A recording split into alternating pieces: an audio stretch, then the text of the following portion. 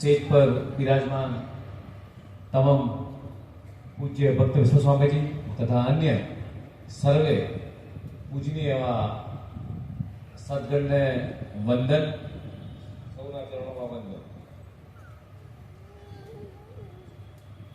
साथे साथे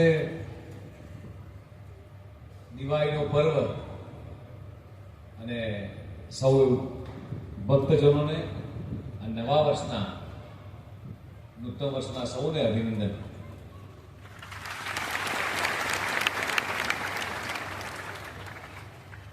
વિક્રમ સંવત 2082 ની શુભકામનાઓ સાથે આપણું સૌનું આવનારું વર્ષ ભગવાન સ્વામિનારાયણના આશીર્વાદથી પરમ પૂજ્ય સંતગણના આશીર્વાદથી સૌનું આવનારું વર્ષ ખૂબ સારું જાય એવી પ્રભુના ચરણોમાં પ્રાર્થના.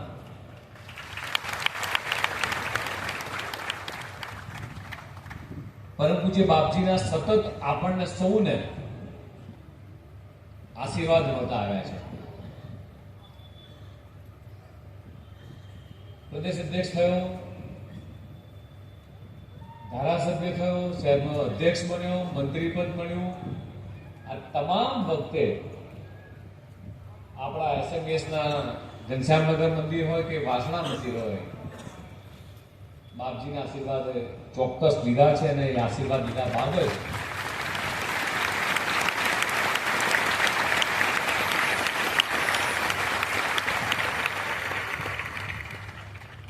મેં મારી કામની શરૂઆત કરી છે.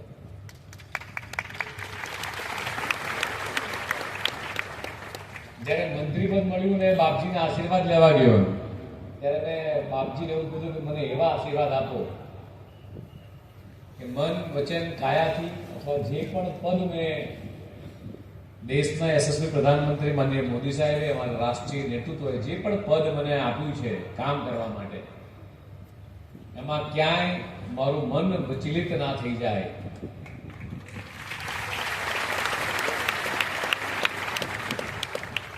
મને જે યોગ્યતા ગણી આપ એવા આશીર્વાદ અને પ્રાણ પૂરો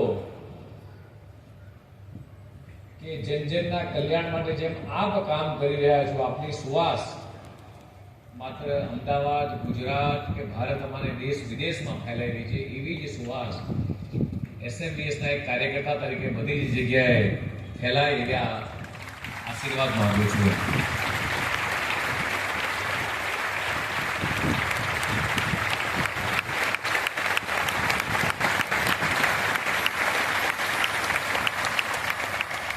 આવું કહેવાનું મન એટલા માટે થાય છે કે જ્યારથી ઘનશ્યામનગર સ્વામિનારાયણ મંદિર એસએમએસ નું બન્યું ત્યારથી હું કદાચ નાનો હતો, 5મું 6મું ભણતો હોય ત્યારથી લઈને આજ દિન સુધી મંદિરે મારો અને અમારા પરિવારનો પ્રસાર સતત, કદાચ તમારા બધા હરિભક્તો જેટલો નહીં રહ્યો હોય પણ ચોક્કસ મંદિરના પ્રસારો, અવર જવર, સ્વામીજીના દર્શન, પૂજાનો લાભ ચોક્કસ અમે અમારા પરિવારે લીધો છે.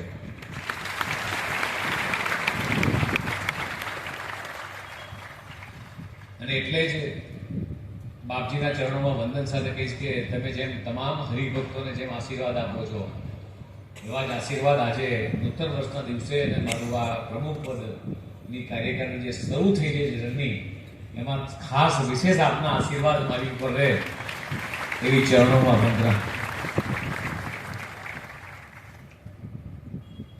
સરસ મેં વિડીયો ક્લિપ જોઈ હમણાં. હકારાત્મક વિચારો કોઈના પણ માટે, ડુ પોઝિટિવ, એટલે કે ભાઈ દરેક વસ્તુને સાચી રીતે કરવી એમ ને સારી રીતે કરવી એમ, અને બી પોઝિટિવ, સકારાત્મક રહેવું.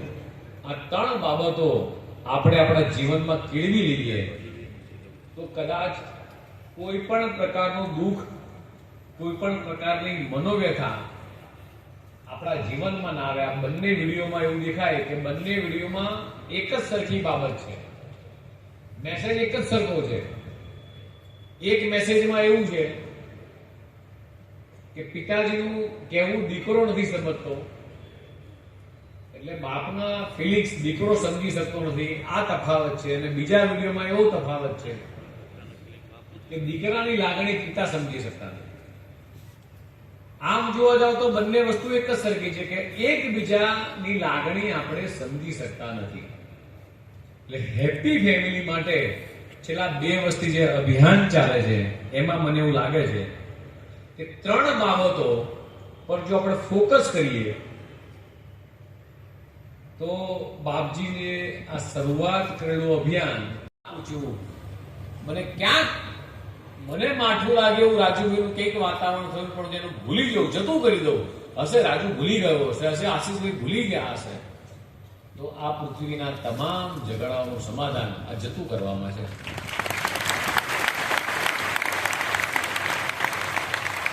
કદાચ મારી વાત ખોટી પણ હોઈ શકે, પણ મને જેટલી સમજણ પડી કે બાપજીએ જે આ અભિયાન ઉપાડ્યું છે હેપી ફેમિલી, એમાં મને ચોક્કસ વિશ્વાસ છે. અહીંયા બેઠેલા તમામ હરિભક્તોને હું 100% ગેરંટીથી લખીને કહી શકું કે આ હેપી ફેમિલીથી કેટલાય પરિવારોની અંદર સુખ અને શાંતિ પ્રવર્તવાની છે.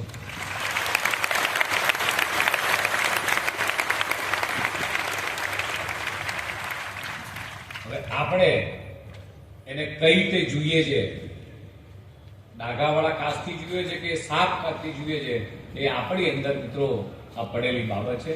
પણ ફરીથી હું મારી જીવનને ધન્ય ગણું છું કે આજે નૂતન વર્ષના શરૂઆતના દિવસોમાં જ બાપજીના આશીર્વાદ લેવાનો, તમામ પૂજ્ય સંતગણોના આશીર્વાદ લેવાનો અને તમારા બધા જ હરિભક્તોના દર્શનનો લાવો મળ્યો છે. અને એ પણ મારી પોતાની સંસ્થા એટલે એસએમબીએસ સંસ્થામાં મને આવવાનું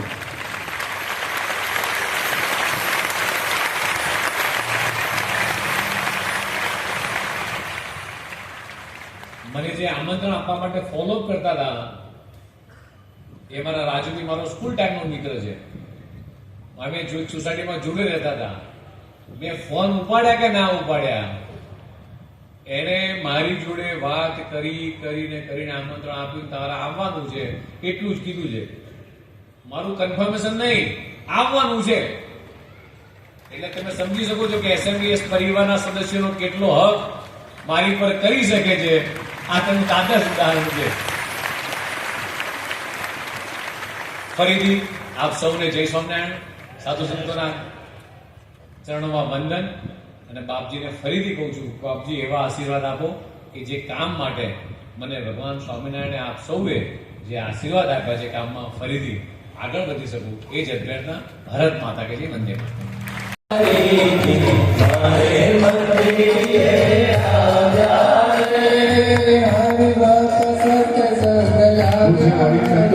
मुझे वडील संतो ने वाला गुरु जी महोत्सव में उदाहरण करवा માટે આગળ વધ્યા છે.